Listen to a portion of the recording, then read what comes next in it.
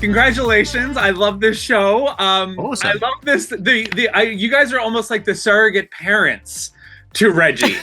Sure. Yeah. That's a first. Yeah, I get it though. I think we kind of alternate. Like at the beginning of the season, it seems like we've both kind of got our heads screwed on pretty well, and then as the season goes on, I become more and more unhinged, and it really is just left to you to try and keep as people the season goes on. Well, he starts off unhinged. But where it goes, the things I end up doing, Erika. And Arthur does help Monica sort of tap into what drew her to Reggie and sort of like her own past. It's kind of a lovely transition for her. I think so.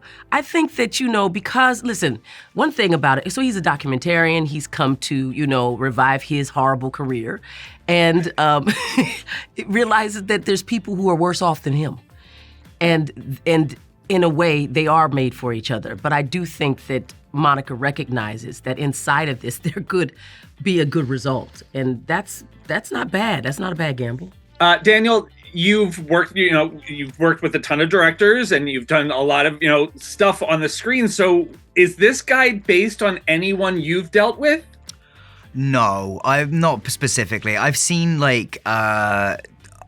directors get very frustrated on blue screens and with that sort of stuff. I've never seen somebody have like the kind of meltdown that my guy has.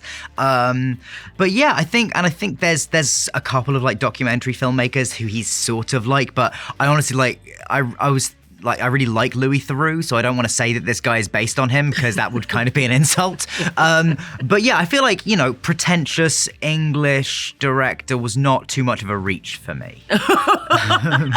Can we just give Daniel his props for the physical comedy that this kid brings? It's off the chain. Arthur has the posters for his movies, and one is like Ling Ling Not Food, but the other one is called He Wore Shoes. Do you know what these movies are about? Well, if you really look closely, so I don't think there's ever a shot that's close enough on them. But if you actually look, so there's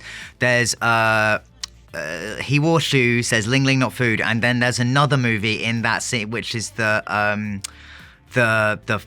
Into the Fire arsonist. Well, yes, the arsonist one. And actually, like if you look at the credits for that, Ling Ling the Panda is actually a producer on Arthur's next movie. My God. I don't know what He Wore Shoes is about, but between this and next season, I'm gonna. You know why he can figure it out? Because our props department and doing the settings, they have written. If you look inside of any article or anything, that they are truly hilarious. Yeah. And follow through on all of it. So I'm sure there's a real movie. Yeah. Log line and everything in there.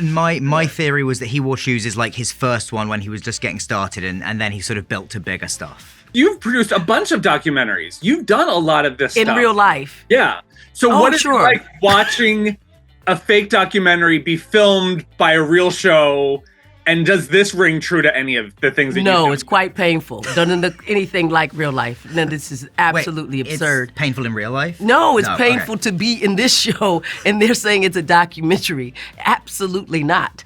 It is it's a mockery of real documentaries, but that's what I guess it's called, a mockumentary, I guess. Yeah. But the thing about it, like John Lewis, Good Trouble. I mean, that was a real man, and we're following around people who are, don't know what the cameras are doing. They're just doing their life, and they go, you just want to watch me look at my desk? Yeah, we just want to watch you.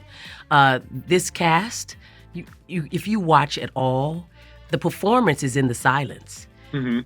If you ever get any. Yeah, because we're just always, we're curious people too. And we live out loud. There is no inner monologue. And I thought working with Daniel that he would be a little bit more, I don't know, circumspect, like a little more, and he's not. He really, he tells you, if he's thinking it's you're gonna hear it, which shocks me, because everyone here, whether it's Tracy, Bobby, Precious, or Jalen, they say what they mean, and they mean what they say.